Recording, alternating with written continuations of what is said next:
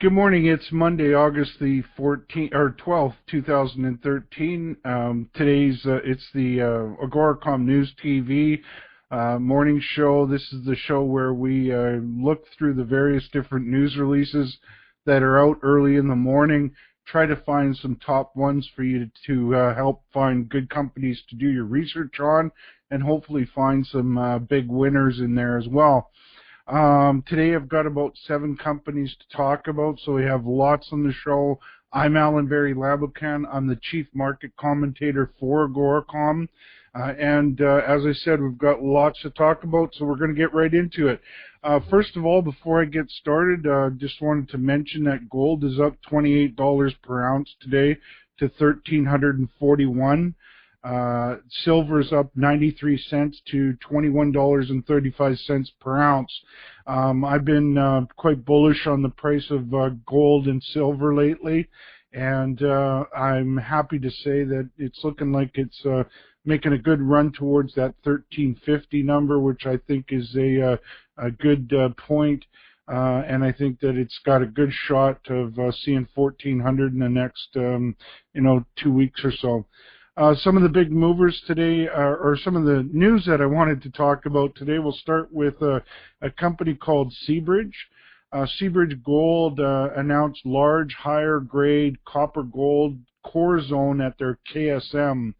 They have discovered a very large, higher-grade core at their Deep Ker on its 100% owned KSM project in northwestern British Columbia. They mentioned that the Deep Ker is reporting significant mineralized intervals containing total metal values per ton that are approximately 2 times KSM's proven and probable reserve average, which some intervals exceeding 1% copper and gold grades as high as 1.7 grams per ton. Aggressive drilling with 5 large core rigs continues. There's a quote from Rudy Fonk, who is the Chief Executive Officer and Chairman of Seabridge, and he stated, and I quote, "KSM is already a very large project with excellent capital efficiency thanks to more than 50 years of reserves which are economic even at today's lower metal prices. However, higher grades at Deep Ker should help offset KSM's large upfront capital costs, making the project more attractive to a possible joint venture partner. The grades we are finding at Deep Ker are exceptional and the size is highly significant. Conceptually, we believe that Deep Ker could be exploited cost effectively from the Sulphurets Valley floor. In our view, this discovery and stability of operating in BC will appeal to both major base metal companies and large gold producers," he said, and he goes on, and I continue. We challenged our team to improve KSM, and they have certainly done so. What's more, they think that the best core zone at KSM has yet to be found. They have 2 more targets they plan to explore this year. However, the first priority is to infill at Deep Ker this summer, and enabling us to estimate an initial resource later this year. End quote. So Seabridge had some very good news. This is a pretty big company. They've got over a $500 million market value already, but very interesting results. And take a look at that one. That's Seabridge Gold. The next company today is Klondex Mines. Klondex announced that they've achieved 2 major milestones for Fire Creek. Maiden shipment to Newmont and electrifies Fire Creek. Klondex has successfully completed 2 major milestones at its Fire Creek project. The first shipment of mineralized material delivered to Newmont Mining for processing, and the conversion of Fire Creek to electrical grid power from generator power. They shipped 1,000 tons of material to Newmont. That began on August the 5th. Processing is scheduled to begin today. They expect to receive payment for this shipment in the 3rd quarter. The power line is now fully connected and energized by way of Klondex's own substation built in 2012.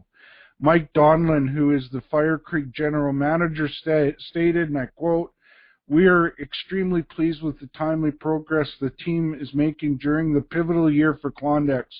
Processing the Fire Creek material through Newmont's milling facility allows us the opportunity to monetize the mineralized material from the other underground development program."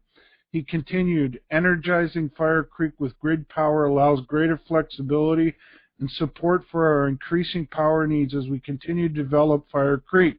Assuming our consumption increases on average by 30% and the unit cost decreases to 12 cents per kilowatt hour, we expect to realize a saving of approximately 25% of the current power cost," end quote. So there, Klondex has some very good news. They're shipping material.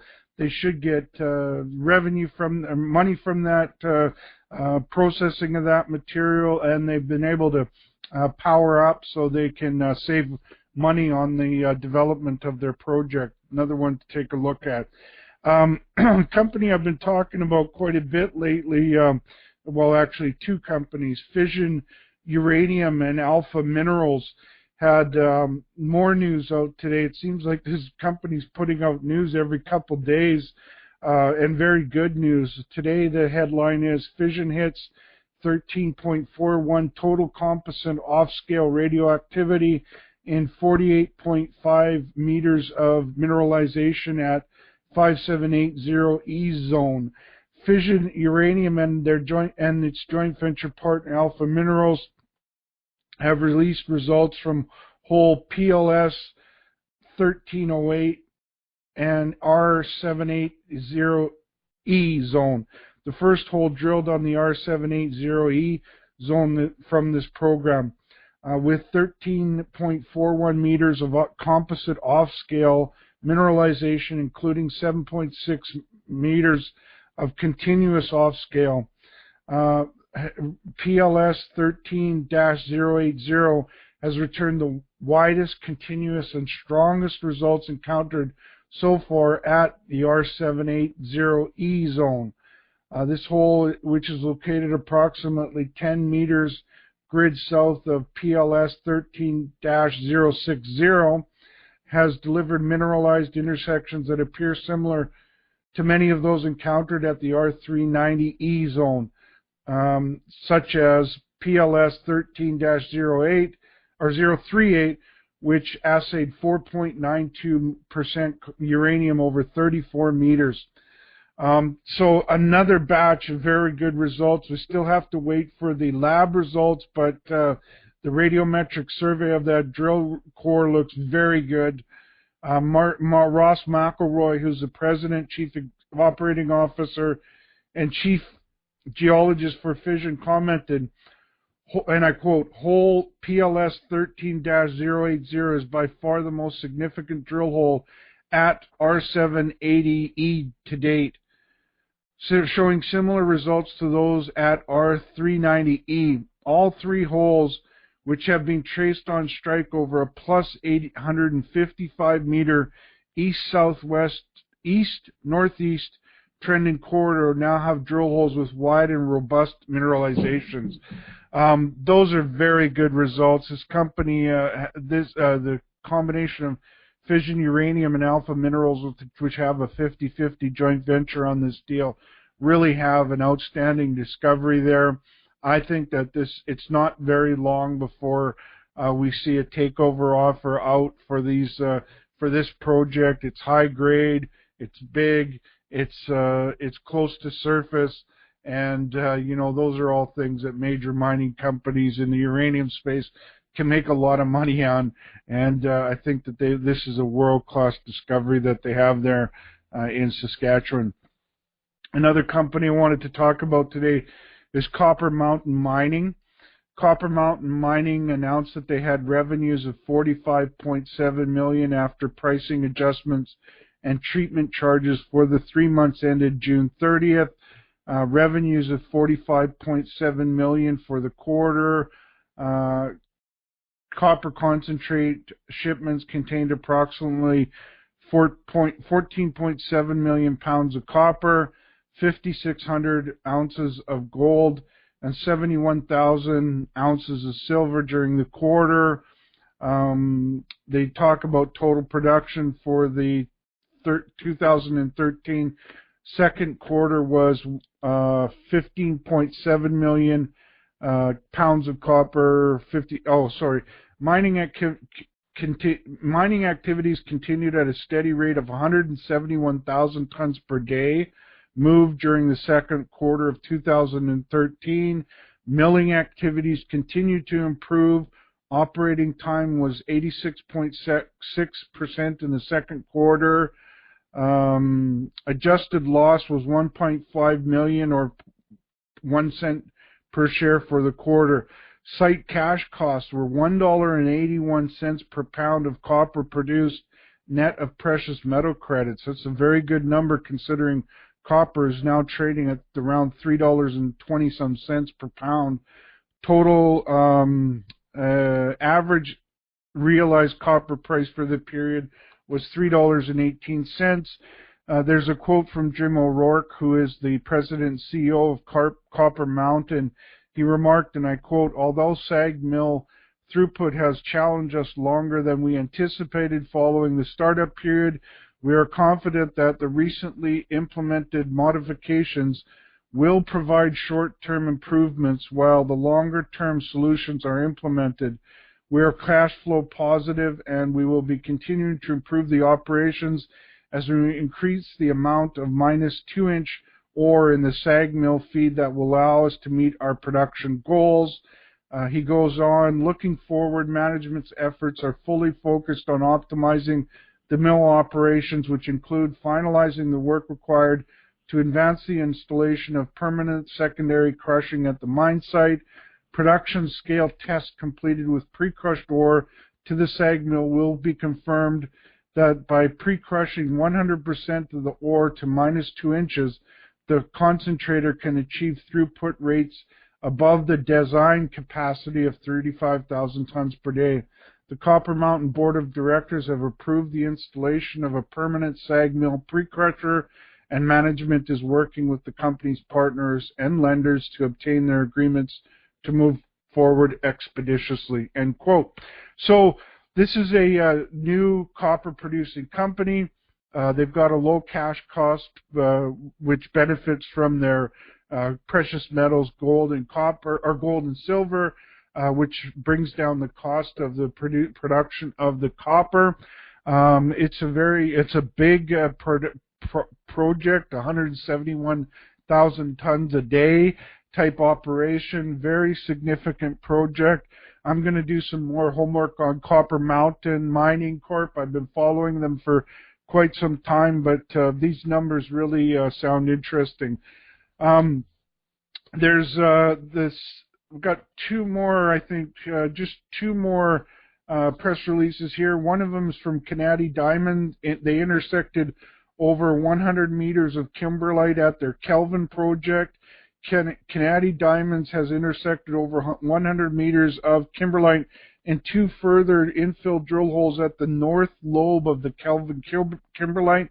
The infill drill program is designed to define the size and shape of the Kelvin kimberlite, from which high-grade samples have been recovered. We talked about those just recently on the show. Patrick Evans, who's the CEO, commented, and I quote, "We are very encouraged by the excellent widths we continue to intersect at the north lobe of the Kelvin kimberlite. The delineation and infill drilling is contributing to our understanding of the kimberlite geology and is expected to enable us to develop 3D models of the kimberlite. Delineation drilling is to determine the limits of the kimberlite emplacement. The northwest of the main Kelvin body is continuing." End quote. Or he goes on later and he says, he concluded, and I quote, "Diamond recovery results are expected to be released early in the fourth quarter. The additional data will facilitate progress towards the first resource statement for the Kennady North project and also add significantly to the diamond database."